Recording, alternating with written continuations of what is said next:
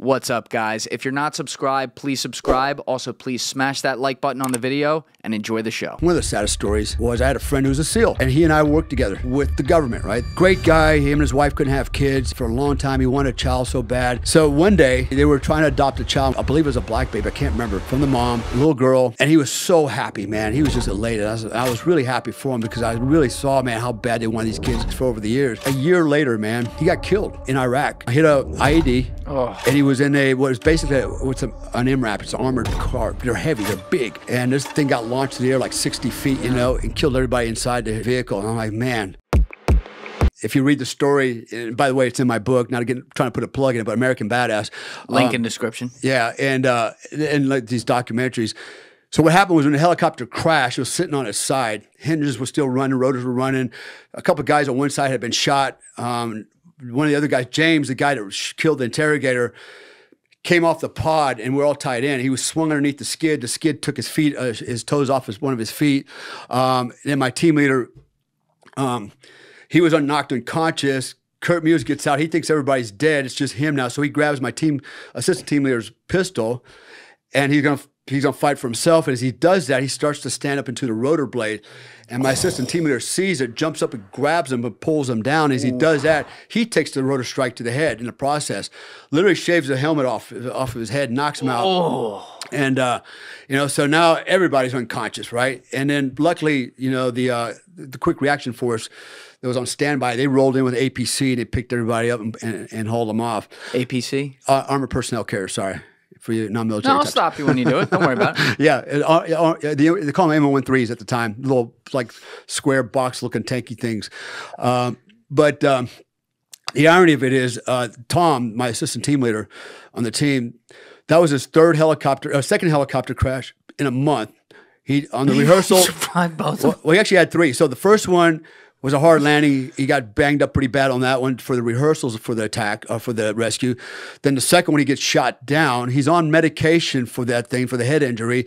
When we go back 5 months later, we're in the Panamanian, in the Darien jungle, which, by the way, is all over the news with, you know, illegals coming across here. We were actually in the Darien jungle, and we're getting ready to go fly and do another mission, and our helicopter crashes again, a Black Hawk. Who the fuck is driving this helicopter? They're different helicopters, but it's Task Force 160. Actually, we're alive because of the pilots. They're that good. This particular helicopter had a catastrophic failure of the #1 engine.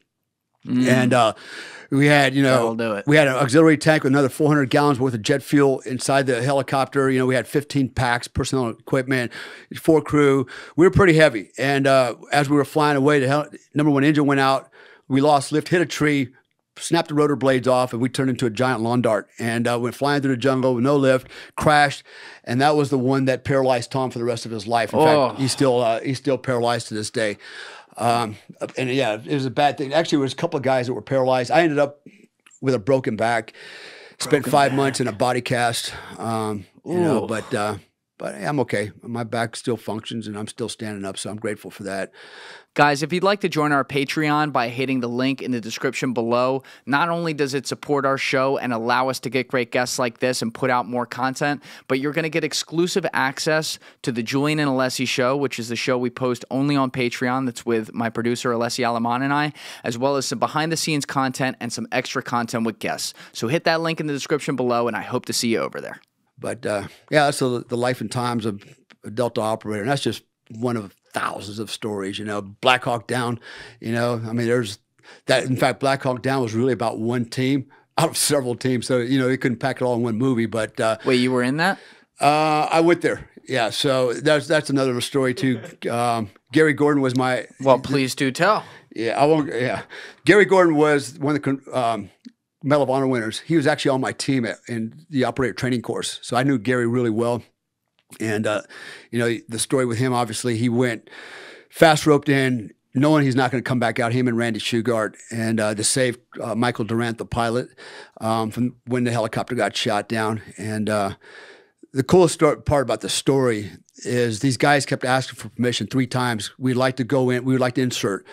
And the commander's like, you know what you're asking, right? He goes, yeah, we know what we're asking. We want to go in and insert because the crew might still be alive.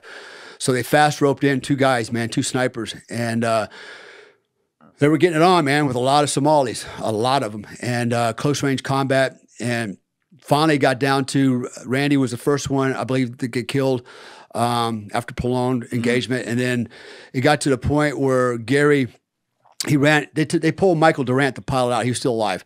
And they put him like in a little hooch. He had a broken back. He was in bad shape. And Gary ran in over the car 15. He goes, "There's 5 bullets left in this weapon, sir. Good luck." And he ran back out there, pulled his pistol. That's all he had left. And he went down pretty hard after that, you know. So that's just one of the stories.